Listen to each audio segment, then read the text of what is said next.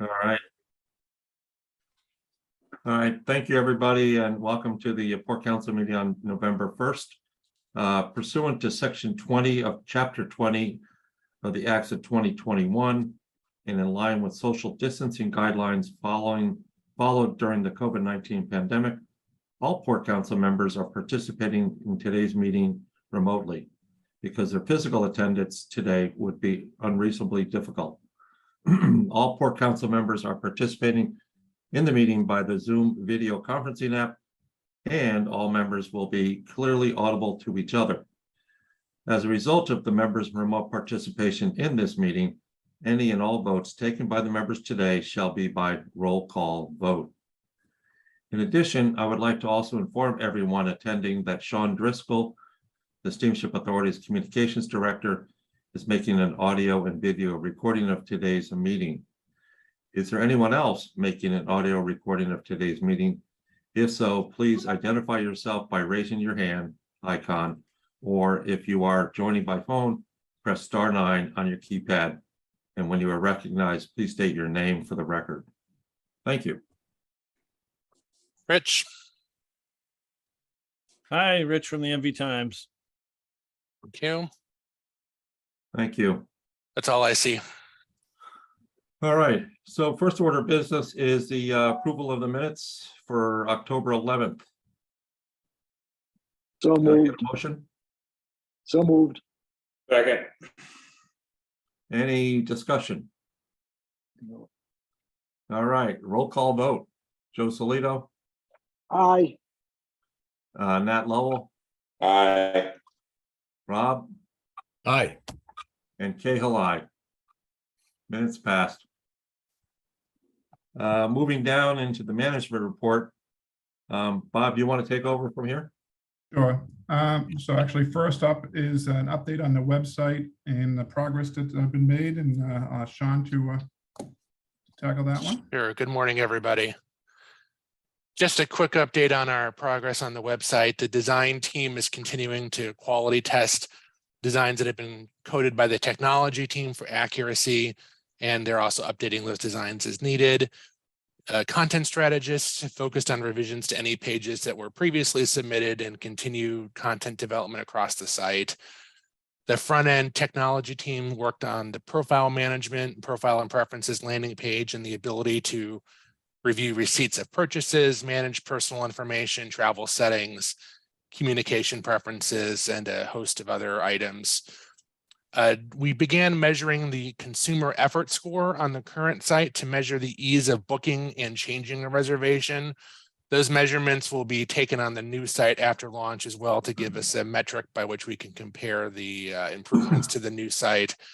And also ADK and the Steamship Authority began discussions about both internal and external communications plans around launch, which include staff training, especially for the reservation office, communication with customers about new functionality in the website and functionalities that will follow shortly after launch. And some things that we're talking about are the creation of short videos, some how-to information and other instructional materials. And we also talked about a media plan to go along with that. And as always, public engagement has been ongoing on the biweekly e-news and the website updates at steamshipauthority.com/website project. So I'll be happy to take any questions.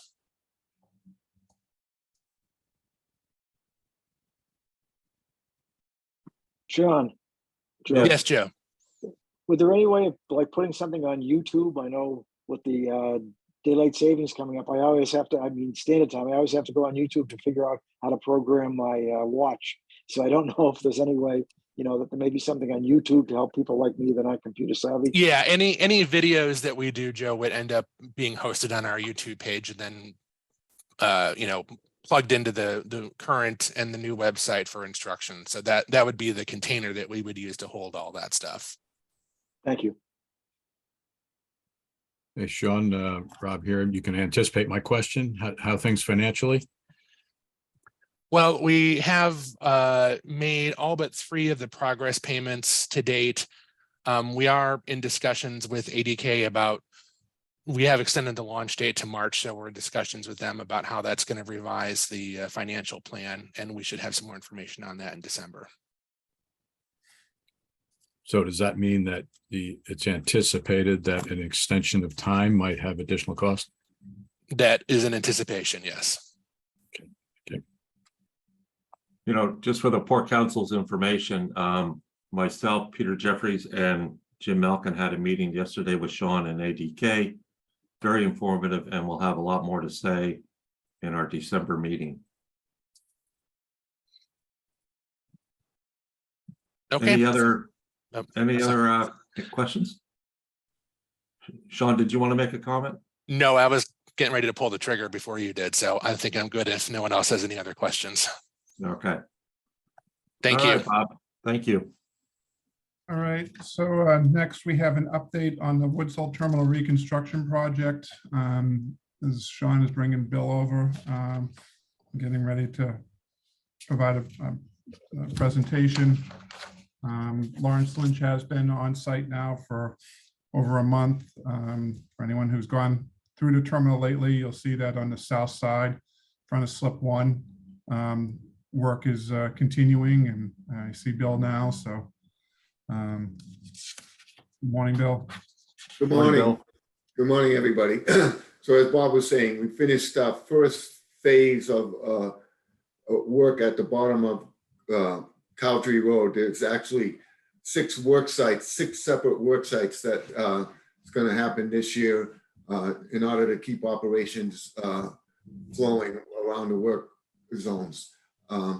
We're into our second phase, what we call phase 5B, which is on the south side of the terminal and around the freight shed. And with that, Sean, if you could put up some pictures, I'll show you. This is a retaining wall at the south property line that was completed during the marine contract, and we're in the process of extending that as we speak. Next one, Sean. You can see last week they had a stripping machine out there, and they were stripping the pavement and setting up the work zone. Next. That's the machine that did the asphalt stripping. You can see in the background some of the storm structures that are being brought on site. In this look, there's a lot of stormwater work in this location. We don't anticipate getting done the work in this zone until probably late November, early December. And we're in addition to stormwater, we're raising the site almost to elevation 10 in this location. Next one, Sean. There's a good aerial view of the whole phase 5B works zone.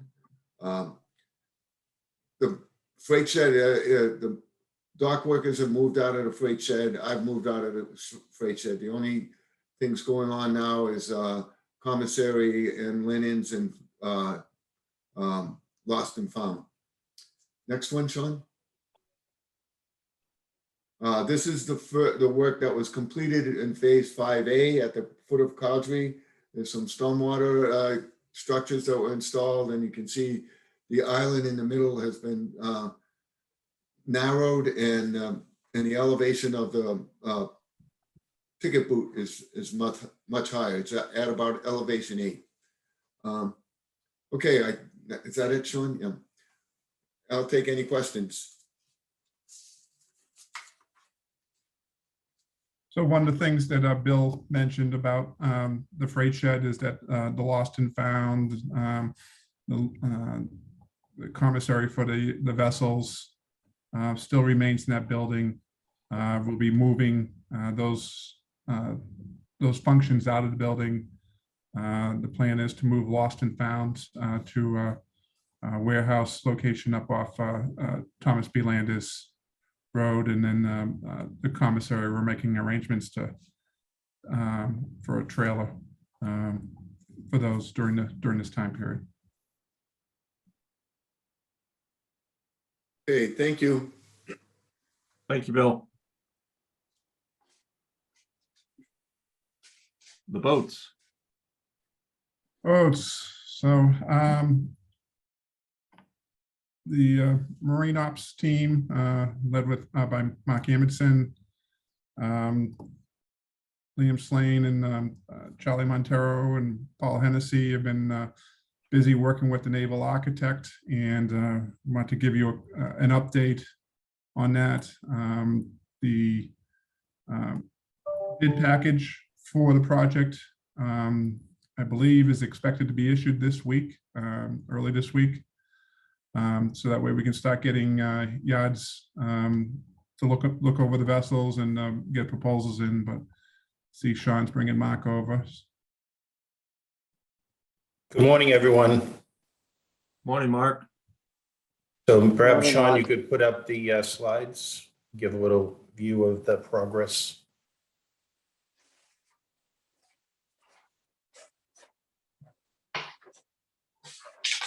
Okay, so this is, we've now completed the specification and final review. This is a profile view of the intended conversion of Aquina. Next slide, please. And this is a profile, this is a plan view, and what we're showing here is a couple things, and that's going to be the new passenger area, included water closets, and that's how it's going to be for our public. Next slide, please. We're adding here, which is different from our existing freight boats, is we're putting a new MES evacuation system in the event of an emergency, that people can get off the vessel in an emergency. Next slide. Okay, so we've gone through the timeline. Is, we've acquired the vessels. Design and engineering is completed. We're in final bid review, and that will go to procurement this week and out to the shipyards. We're in the we received the tenders or the evaluations back from the 9th of December to the 15th, and plan to have a contract award meeting with the board meeting on the 20th of December. And then we'll go further on, as far as the location of the conversion, et cetera. Any questions at all? Mr. Chairman, Sure. thank you. Mark, thank you for everything you're doing. Thank you for all the work it's taken to finally get here. It's been a year, really, more than that. So my question is the passenger area stuff that you show, is that the final? Is that it? Is that how, you know what I mean? Like, is that going to be it for these, or is there going to be potential future? Yeah, upgrades? this has the potential of, we have the ability in the future, should we choose to go up one more deck. And that would get into, putting an elevator in there for ADA, and the next section would be, of course, that would add a lot more people available. But right now, for the upcoming plan is just to do the main deck, freight deck level. And how many people do you think? Well, I think we have in there, Bob, I don't have that number. I believe it's 80. Yeah, so we're looking for a total on the COI of being 350 for the vessel. The interior seating on just off the main deck is approximately 80 seats, which is more than any other of the freight boats. Internally, yeah. In this boat, go ahead. Sorry, Bob, go ahead. We do have, part of the issue that Mark pointed out here was that, we do have plans to be able to convert the next level up, at least a portion of it as a passenger area as well. The issue is that we need to provide ADA access to that, and the elevators have a extremely long lead time. So as part of this original package, we won't do it, but it would be something that we'd be able to do at a later date during perhaps an extended dry dock period. So. Okay, and then my sort of part B question is there going to be outside seating, seasonal. Like, you know, I don't mean to say seating, but you know, where people can like, you know, enjoy the ride outside and have seats too. Well, Or what's that going to be a not? little bit different is they will be able to be outside on the Fs after the house. We do not have intentions of placing anyone out in the anchor windlass area at this time. That's a critical piece of equipment which Yeah. needs to be accessed by the crew in an emergency. Okay, great. Okay, well, this is awesome. I appreciate it, and that's it for me for now. Hey, Rob, go ahead. Yeah, hey, Mark, thanks for the update. I was curious what sort of geographic range for shipyards you're looking at? Well, right now, we're looking at the US Gulf because part of it is towage to obviously, the closer the yard, the cheaper it is to get there. And so we're looking at of sending these packages out to US Gulf and up into the East Coast. We've had a fairly strong interest in this project, given it's for 2 vessels. And but I think the advantage in weather and cost will be in the US Gulf. Okay, and the shipyard period you're kind of highlighting, I mean, I realize you don't know the schedule yet, but I mean, is this you know, first of the year through middle of the year, first of the year through September? What's your time frame? First year through May? We expect to have the award at the next board meeting and immediate towing of both the vessels to the successful bidder. And so we're looking at a approximately 5-month period from January to through May. And then we have deliveries and also training periods for our crews. So the timeline, and a lot of it has to do with deliverables. And, you know, this time period throughout all businesses is very supply chain heavy in regards to delivering of specific equipment. So we're looking at probably a mid-July, right, starting operations. Okay, are there particular long lead items, major equipment, and is that going to be bought by the yard or bought by you guys? That's going to be bought by the yards. So we've gone out and sourced all the equipment for the yards, but it'll be in the yard package. Okay. Is that the long lead item? Yeah, there's, you know, we're seeing the same thing as cross society. Computer CPUs and electronics is a long lead item. We're seeing it right across the board. Right. Okay, thanks. Well, fantastic project. Thanks. Thank you. Hey, Mark, one quick question. Was that 2 boats in July or just 1 boat in July? The first boat will be July, and we're staggering the second boat probably about 60 days, but that schedule isn't firm yet. But we want to get 1 boat ahead of the other. So Yeah. there's some advantages in engineering and lessons learned during assembly of the first conversion. Makes sense. All right, Can I ask one more question? go for Sure. it, Rob. Yeah, I'm curious about the disposition of the boats that they're replacing. What's the plan there? I'll let Bob touch on that. I think he. So, you know, part of this is going to be that we have to, we're going to be engaging a marine surveyor to get us prepare a market value for those vessels from an accounting standpoint. We're going to have to look to see whether there's any impairment to write those assets down. We'd be doing that this year. And then at that point, I think once we get to a point where we have made a determination that, you know, we have a date that we're comfortable with, we could market the vessels as available for sale. And if we get no bids, then I think the market analysis will also be what the value of the scrap is going to be. So. Yeah. Can I just make a comment just as the longest serving member kind of comment? Yes. I think just for everyone's, you know, confidence and trust in management in this. This is such a unique situation. In the old days, we just added vessels. I'm talking about freight boats. The Auriga might still be on its way to somewhere at the moment, but that's about the only thing we've done, as far as I know, Bob, unless you correct me, but that is the only freight boat we've ever replaced, is the Auriga.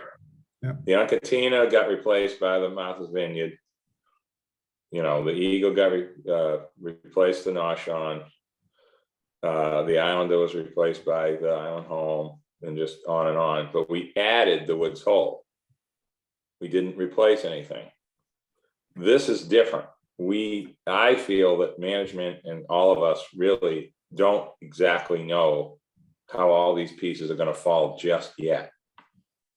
So when Mark said, Mark A said July, so we're going to have the ability to sort of create our own way to slide this boat into the Nantucket route.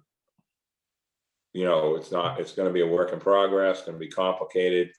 We're going to have a lot of cooperation with crews, with dock workers, with pilots, with everybody. But how we're going to, you know, create a system where trucks with reservations on the 6:30 get on the 5:30. I mean, there's a whole bunch. It's going to be like a team family effort at the dock to figure this out. It's going to take a little while. When we widened the Gayhead and the Katama, it was the same thing. Everybody was trying to figure out, okay, how we load it, heavy truck in the corner, tips the boat too much, all these different things that they figured out. That's what's going to happen. So I don't think we can have a plan like on paper for this. This is going to be sort of a work in progress. And this will be the best problem we ever had, figuring out how to do this. So I'm excited about it.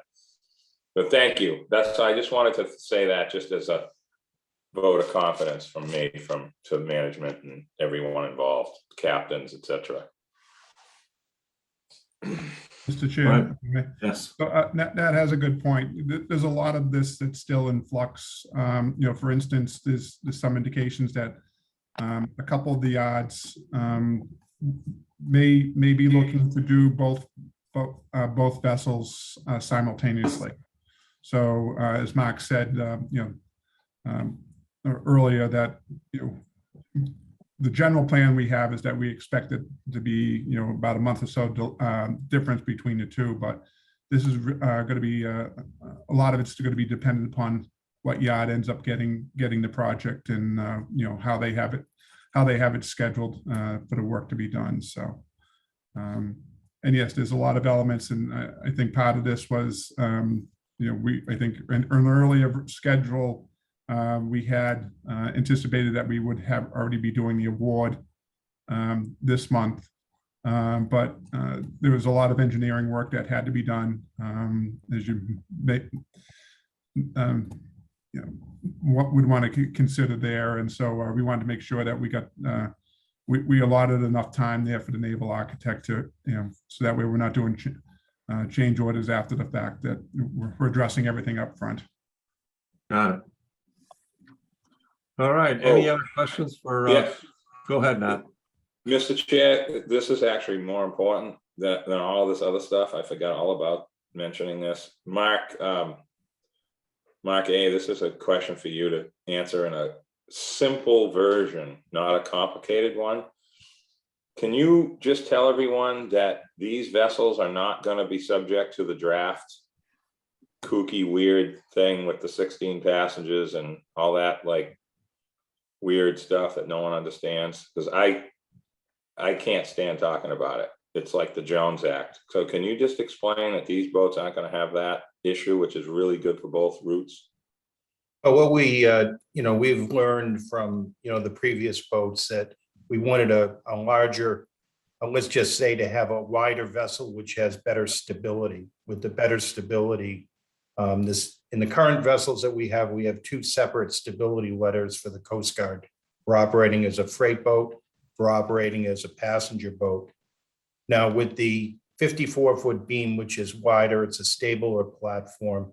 While we haven't got the final documentation, the naval architect we've been working with, it appears it will have almost identical stability letters for both the passenger vessel and the freight service. So we won't have to worry about that. And also, having a wider platform, we're not going to be as susceptible to the vessel, trim and conditions while loading also. So we believe this is going to be a much better platform. Great. Thank you. It's huge. This is a really huge issue to not have to be concerned with that. With down at the dock, who's going to look at the water line and say, nope, sorry, you can't go on the boat. Like that's a big breath of fresh air right there.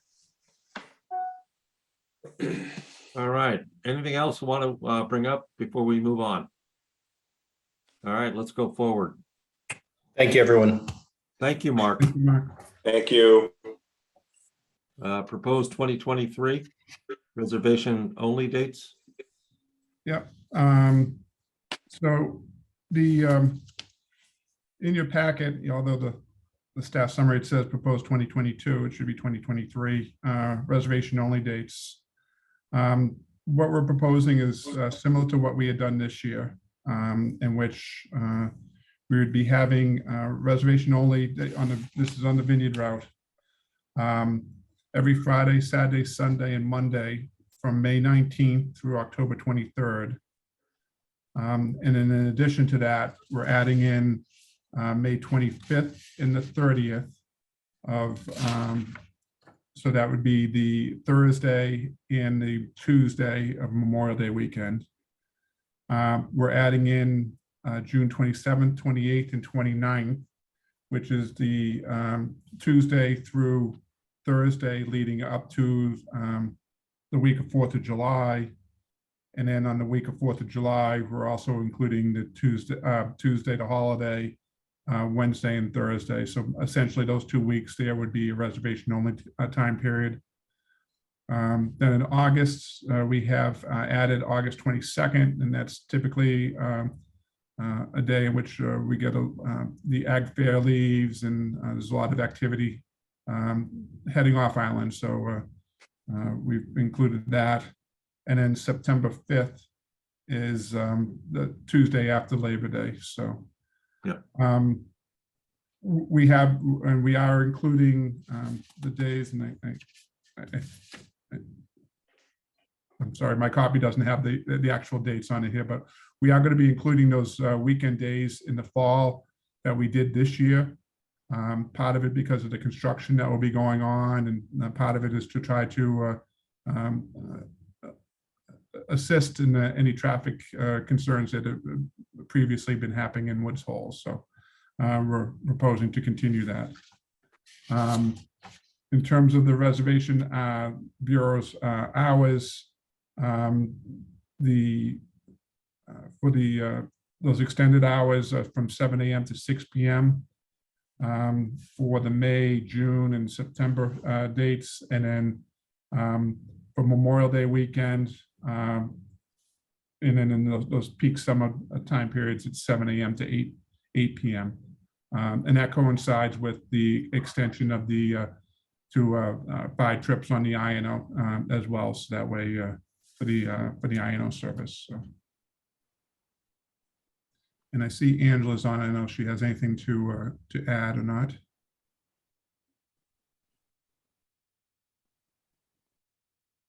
No. I'll bring her over. 1 second.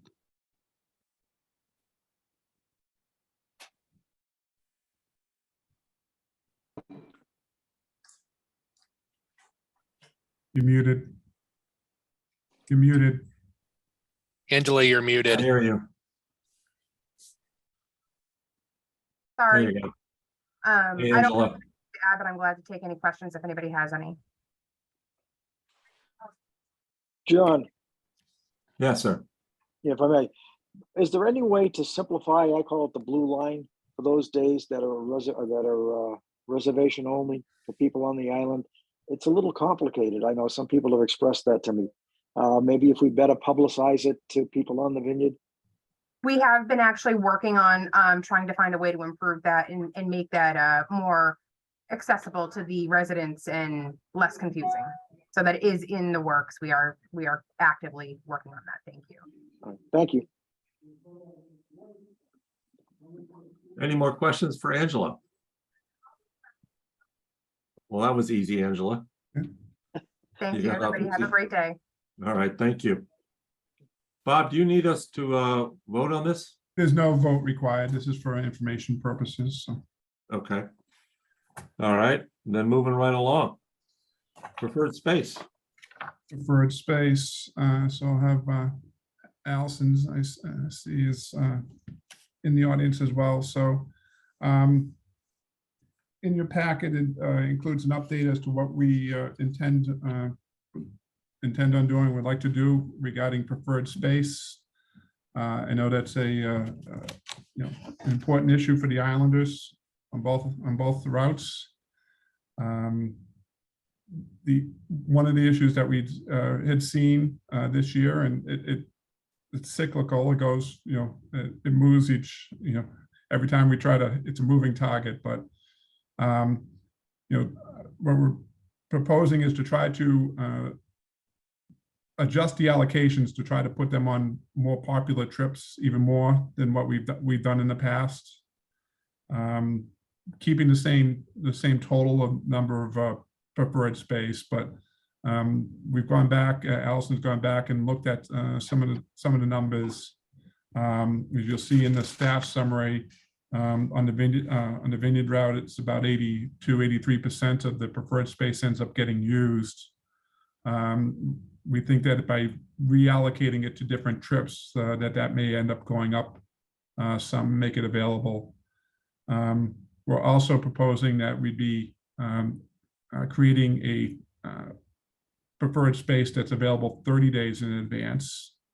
So that way, people who don't know during Head Start whether they need a trip off island, but find out later on that they do. And if it's already a peak time that they want to travel, that this 30-day in advance would be some relief to them to be able to book it 30 days out from the trip, as opposed to waiting till 7 days out. So, so that's what Allison. I know you'd like to add anything, or no, I don't really have anything to add, but if anybody has any questions. the other. Chairman? Yeah. Oh, I'm sorry. Go ahead, Joe.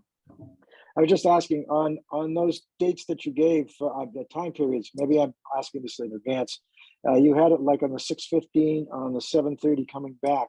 I know just from my own experience over the years, a lot of times it's the 5 o'clock boat that you want to come back on because you try to make your appointments earlier in the day so you can make sure you can get back at night. Could the 7:30 be changed to the 5:30 for more space? So that I mean, the was 5 for o'clock for more space. right. That was for the 30-day preferred space. Okay. There is still 7-day and 1 day on the 5 o'clock. That's Okay. still there. This is just the On the 38. and the 7:30 are for those that are doing a month out planning. Okay. Thank you. Any other questions for Allison? All right, thank you, Allison. There is Go ahead, one other point though. Back in 2021, we suspended the borrow down for preferred space. Previous to that, the 7-day preferred space, if it wasn't sold outside of 3 days, that became available to the general public. In light of looking at these numbers and seeing, that there is space that ends up not being booked even through the general public at this point, through the preferred, what we're looking to do is also to go back to returning to that previous policy of making it available to the general public 3 days out, to try to make sure we're filling in the space as needed. We always have the ability that if we find that it becomes a problem, we can switch it back to not making it available. But I think that's the plan that we're looking at now. Okay. Anything else for Allison or Bob on this topic of preferred space? All right, seeing none, let's move on to the Island Commuter Court license renewal. All right, so I'll ask Terrence to tackle that one. Thank you, Allison. Hi, good morning, gentlemen. How are you? Good morning. Good, thank you. This is relatively straightforward. So as folks know, at least, well, everybody knows, the Island Queen runs from Falmouth Harbor to to the island, and they're a grandfathered service. So each year we renew their request for service outside their grandfathered service. So as they've done in the past several years, they're looking to run one additional round trip between Falmouth and Oak Bluffs, Mondays through Thursdays during their forthcoming 2023 spring schedule, which runs from May 26th through June 15th. And then they run that again in their fall schedule, September 11th through October 9th, 2023. That license comes a fee. We charge $5. This coming year, we're going to be charging $5.57. This past year, we charged $5.96. The fee is based upon the total of the authority's revenue for the Martha's Vineyard route, divided by the number of passengers that we have. And then you come up with that $5.57 for this year. This is kind of like riding a bike. We do this every year. So it's just getting back on the bike for them this coming year and letting the Island Queen run these additional round trips in their spring and fall schedules next year. And with this, we're looking for a recommendation to the board. So we'd appreciate to get a vote. Someone care to make a motion? Yeah, I make a motion to approve. Second, Second by Joe Solito. Conversation, discussion. Being none, can I get a roll call vote? Nat Lowell, Aye. Joe Solito, aye. Rob, Aye.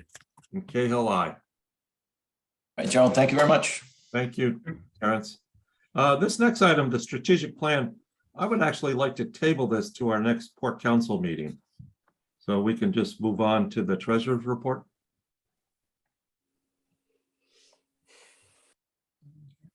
I think Mark's in the audience. Yep, I'm bringing him over. Rob, did you have a question?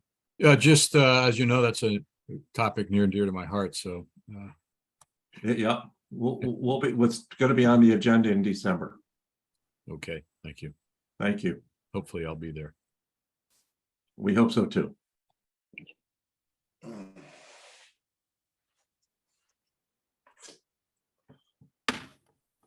Hey, Mark. Morning, everyone.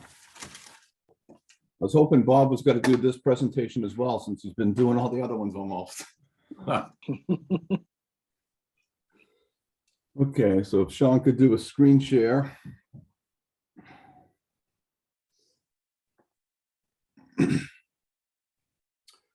Okay, so for the passengers for the month of September, comparing 2022 versus 2021, passengers on the Vineyard route for the month were up 5%. Nantucket was up 10.5%, bringing for the total for both routes combined, we're up 6.1%, or just over 18,600 passengers. Year to date, both routes combined for passengers are up 7%, or just over 149,000 passengers.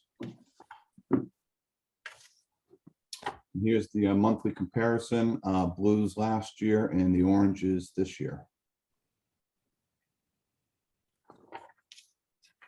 Okay, for passenger vehicles, i.e. the vehicles under 20 feet in length, the Vineyard was down 3.3%, primarily with the standard fare autos. Nantucket was down 1.8%, same thing with the standard fare autos. And both routes combined for the month of September were down 3.1%, or just under 2,000 vehicles. Year-to-date total down 2.3%, or just under 11,000 vehicles.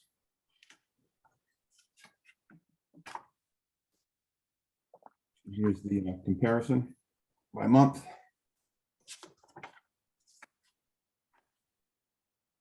Freight trucks for the month, both routes combined were up 4.8%, or 398 vehicles. That's one-way vehicles. Year to date, both routes combined are up 4%, or 2,849 vehicles.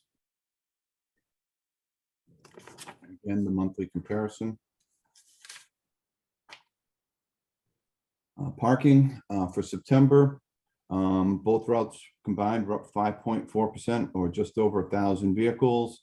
Year to date, we're up 6.7% compared to last year, or just over 8,600 cars. Again, the monthly comparison, to put it in context. Trip summary for the month of September. On the Vineyard route, we saw 0 trips canceled for mechanical or weather, and 7 due to traffic demand. On the Nantucket route, we had 14 trips canceled for mechanical, 1 for weather, and 2 for traffic demand.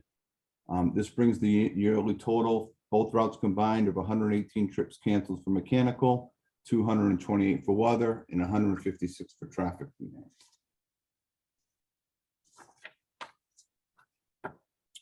Financial snapshot for the month of September. We had operating revenue of $14,663,000. This was higher than budget by $1,401,000.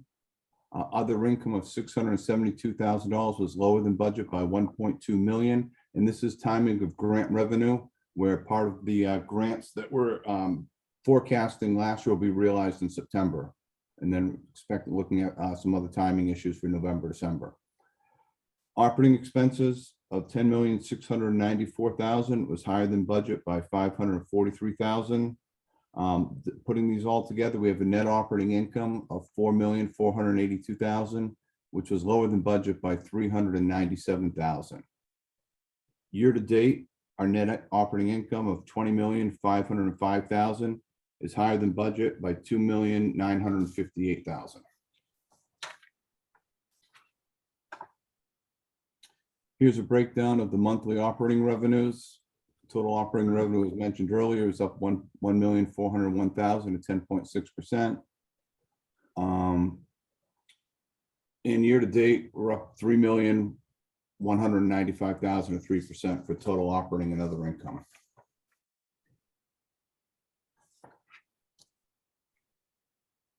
Here's a breakdown of where the each category makes up as a percentage of the whole for the month and as well as the year in the revenue categories.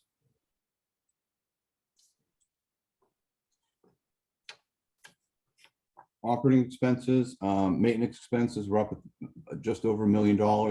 And a lot of that had to do with some timing of the maintenance expenses, where the Katamas dry dock was delayed, where the yard wasn't available. And those expenses were budgeted earlier in the year, but realizing where the boat just got out of the shipyard. Fuel expense was up for the month, $67,000 or 7.7%. We budgeted $2.49 a gallon. Net of our hedges, the actual cost was $2.70. Year to date, fuel's up $581,000 or 9.5%. We budgeted $2.36, and it's coming in net of hedges $2.66. Again, here's a breakdown of where the operating expenses are, both for the month and for the year. And a little sneak peek of what's going on in October. Passengers for both routes combined were down about 1.4% for the first 2 weeks in October. And vehicle traffic on both routes for the first 2 weeks of October were down 3.5% and 7.7% respectively. Well, with that, I'd be happy to answer any questions anyone has. Yeah, Mr. Chair. Go right ahead.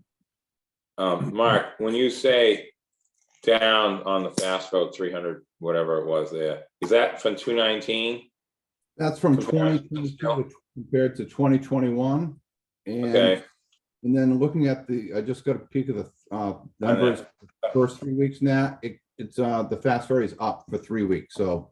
I was just gonna say, that doesn't sound right, because it's, A little I mean, weather the first couple of weeks where we lost some trips, I believe, and then for the first 3 weeks of October, the fast ferry is actually up. So it did rebound from the 15th through the 21st.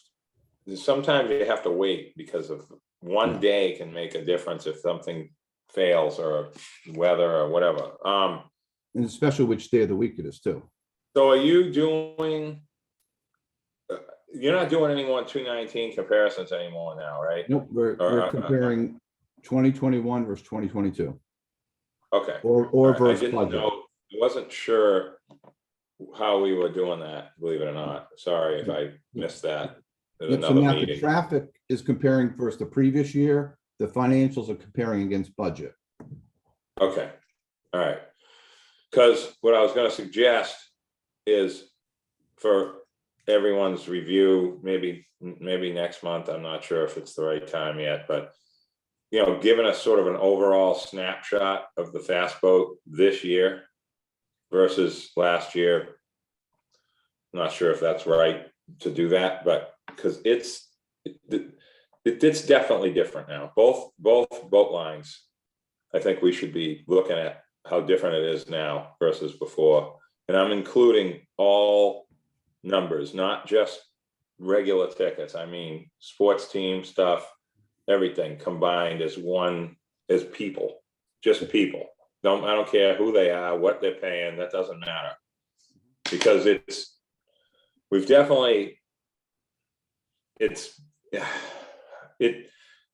not just workers in the morning coming on the 610, going back on the 410 or the 330 steamship. It's just a lot of moving around. It's definitely different now. More people are coming on the boat, fast boats. And I just like to see it, if that's okay, to sort of plan the next, changes, if any. Sure, Okay, yeah, that's sure. all I'm saying. Yeah, so year to date, Nat, we're up 17.3% through October 14th on the fast ferry, or about 40,500 passengers. Wow. So I'm not, There you my go. eyeball, I'm down there a lot now at 3:30, so I see things I haven't been looking at before, since with my son playing hockey, and I'm like shocked. And I talk to people, and the 3:30 is getting spillover from the 410.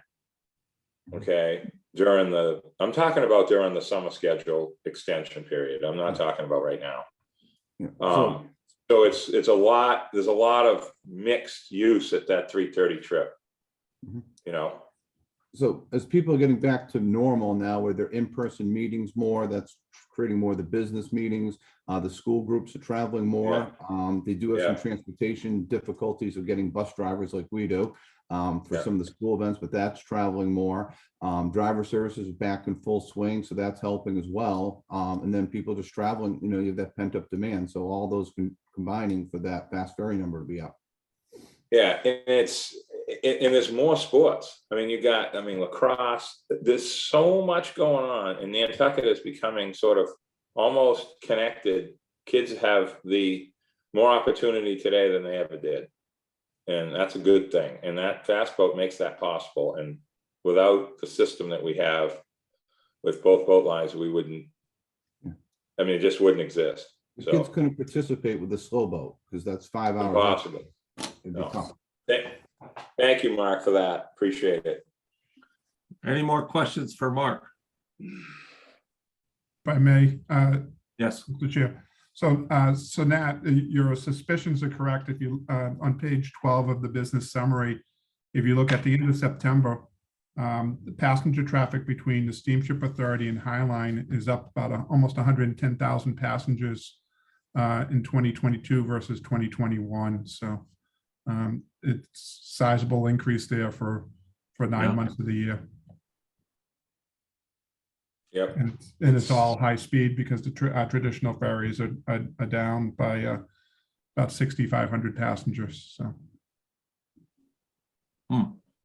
Yep. It's just, and the reason I bring these things up is not, yeah, I don't even know. I want everyone to understand the differences between the islands and these slow changes. Like they have different changes over there than we do.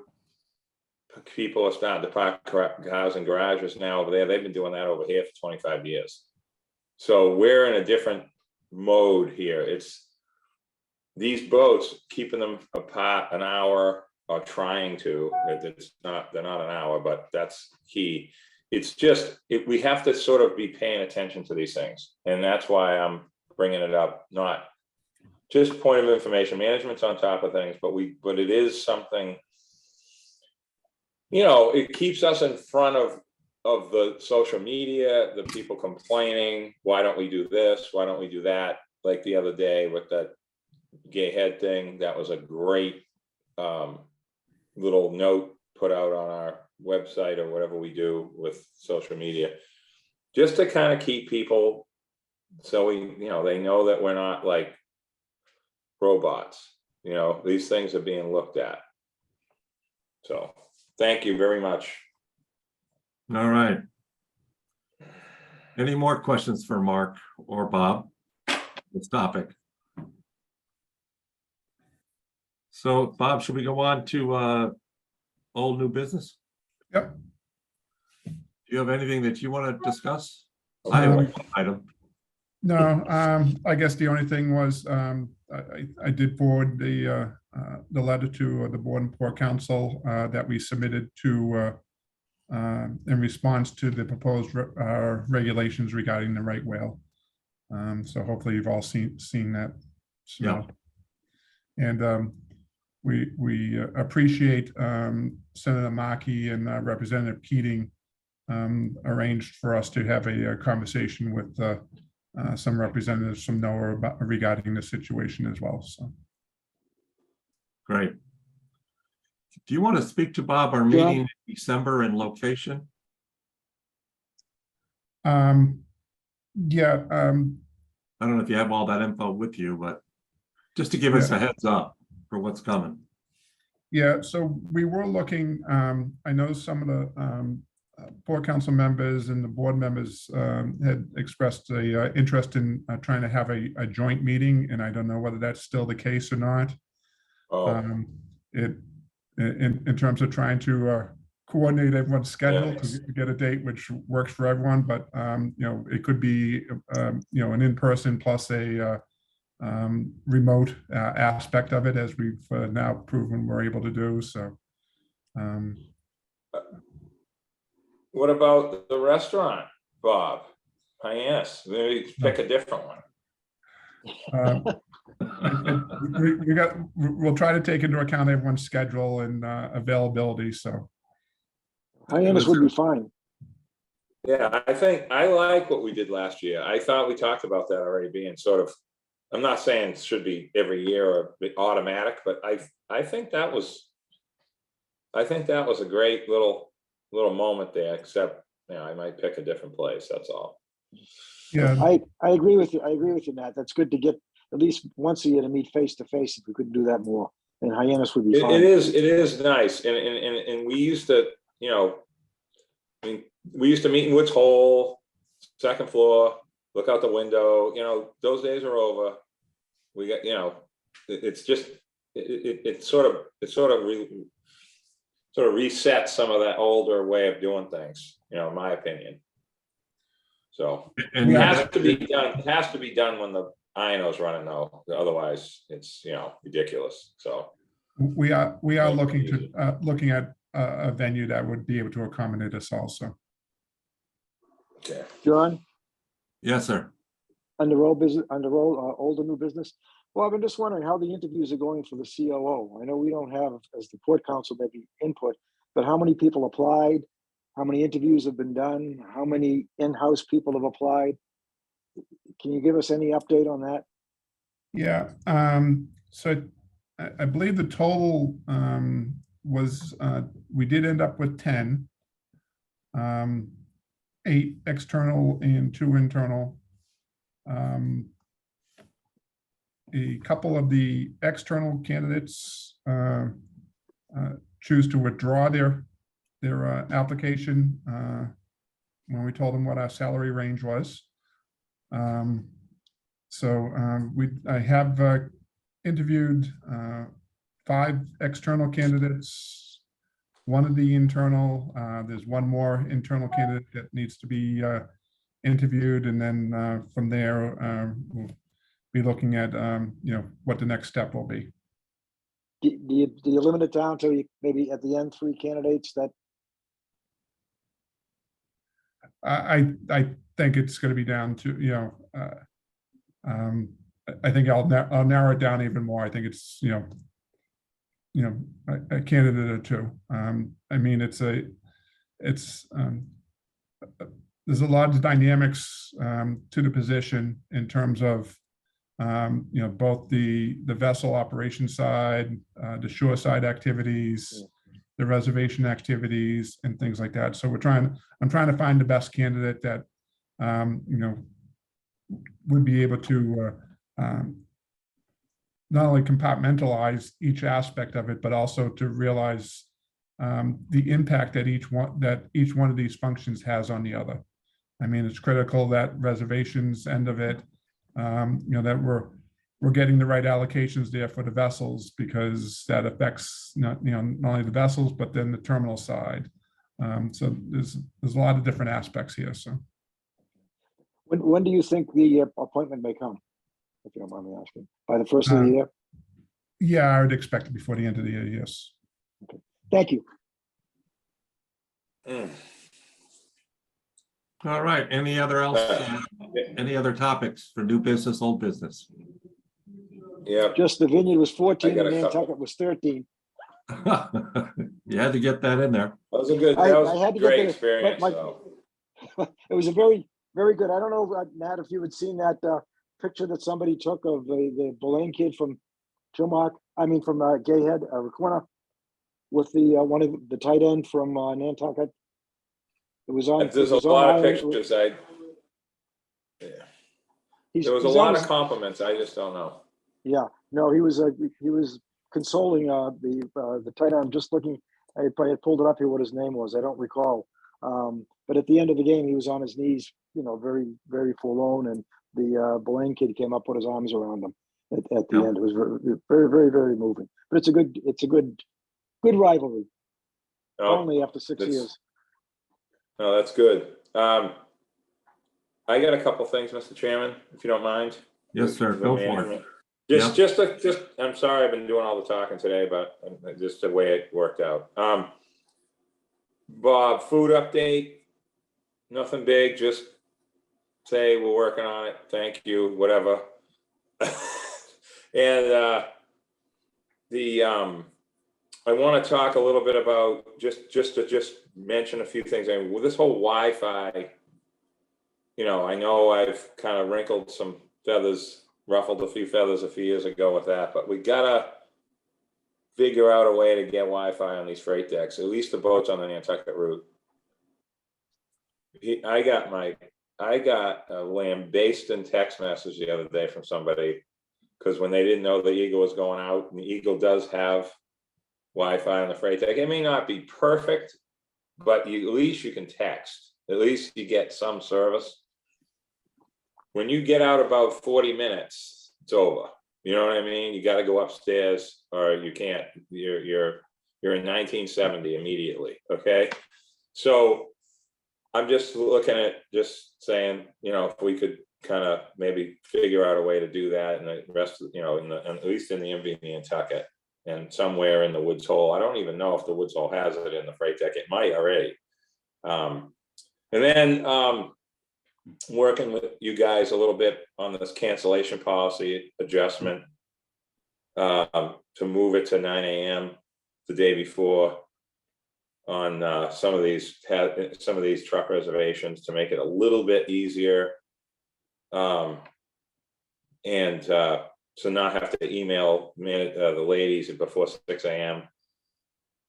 And then the other thing is the importance of, and it's so difficult to talk about this stuff, but I think we can do it with these new boats coming is a better way to communicate. We have it in our bylaws or our, whatever it is, our policy manual, to the multi-stop trucks get priority.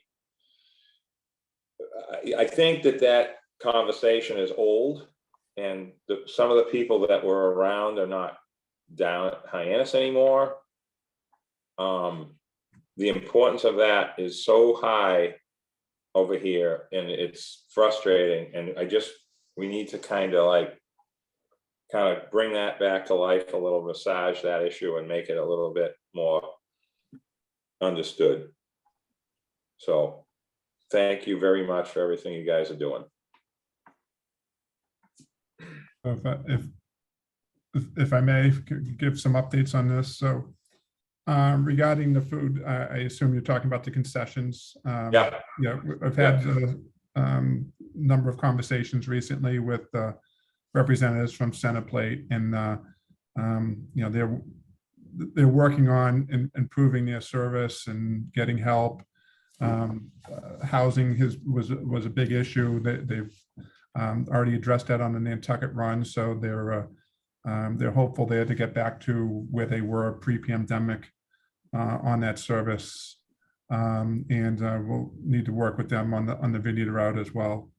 Regarding Wi-Fi, we did just recently switch vendors to support our Wi-Fi services. So hopefully we'll be able to see some improvement there. Although on the Nantucket route, there's a little donut hole in the middle where you switch from getting the signal from the island versus the signal from the mainland. So there will be a drop off. I don't think it can be avoided unless we went to satellite, which would be very expensive for us to be doing. And then the cancellation policy. I know you mentioned that. We can take a look at that and see. And it needs to. It's Bob. If you looked at it and what it really means, you'd be like, I actually should have brought this up years ago, but I never paid a lot of attention to this until recently, and it is like. It needs to be some kind of adjustment. So, but I think it needs to be simplified. So whether it's, we can't have, one rule if you're between this time and that time, it needs to be a standardized, time. And we're talking about the truck cancellations. We're not talking about automobile truck cancellations, but for the freight vehicles to be able to have. And then what happens is that it's kind of a rolling time now. So in some cases, some of these companies, the people who handle the reservations, they're only in the office from 8 to 4, 9 to 5. So you try to come up with some sort of standard that we can plan our operations around, and also the freight operators can plan their operations around. Thank you, Bob. All right, before we get a motion to end the meeting, is there any public comment? Sean, do you see anyone? Yep, Rich. All right. Hey, Rich. good morning. Good morning. Hey, I've got one question about the Aquina and one question about the Gayhead and the Katama, if that's okay. Sure. Concerning the Aquina, do you folks know yet whether or not the stern will have a metal door or doors on the end, kind of like the Governor, or whether it's going to be that orange webbing that goes over the end of it? So Rich and I think Mark still is on the call here as well, but the plan is to have a similar system to what's on the Woods Hole. So a rolling gate that would go back and forth is the plan. At least the plan that I had seen most recently. So I don't know whether that's changed, Mark.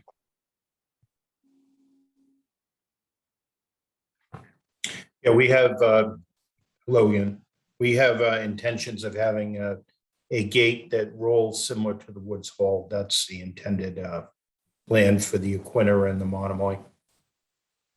Thank you very much. And concerning the Katama and the Gayhead, I know you're looking to either perhaps resell them or scrap them, depending on what the interest is. And I was just curious what the viability would be for one of those vessels to be kept in auxiliary status, either at Fairhaven or if it's even feasible on mooring balls somewhere in a river somewhere or out in the water somewhere, in case you got in a tight spot and needed an extra boat if a few boats were down for mechanical reasons, for whatever reason.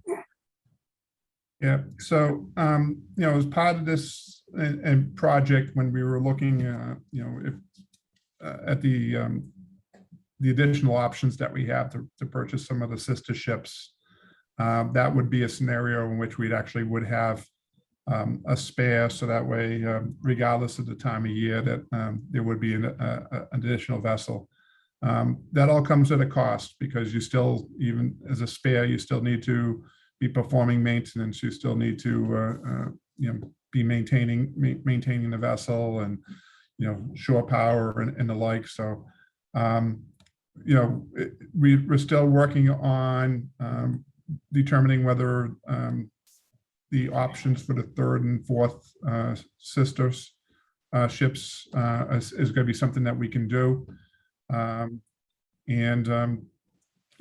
Regardless of that, I think the part of the discussion would be is, if the market value is such for one of these vessels, and there's no buyers, whether we'd want to at least keep one of them for a spare. That'd all be part of the discussion, or has been part of the discussions. Understood, and thank you. All right, Rich. Sean, do you see anyone else? Yep, I've got Louisa Hofstetter as well. Hi, Louisa. Hello, gentlemen. Through the chair, if I could just ask if it's possible for you to share that salary range for the chief operating officer, that would be great to know. But if you can, okay. Yeah, I don't have it with me to be able to put up. I think the range is, we can get that to you, but I think it's somewhere in the area of 150 to 175. Sure. I'll follow up with you, Louisa, and get the exact numbers. You're the best. Thank you, everyone. Thanks, Louisa. That's all I see, Mr. Chairman. All right, I'll take a motion to adjourn. So moved. Oh, second. All right, roll call vote. Joe Salito, Aye. Rob, Aye. Matt Lowell, Aye. Cahill, aye. Thank you, everybody. Good meeting. Thank you, everyone. Thank you, Great thank you. San Thank Francisco. you. Oh, have a Yes. great Thanksgiving, everyone. Thank you all. Happy Thanksgiving. Take care.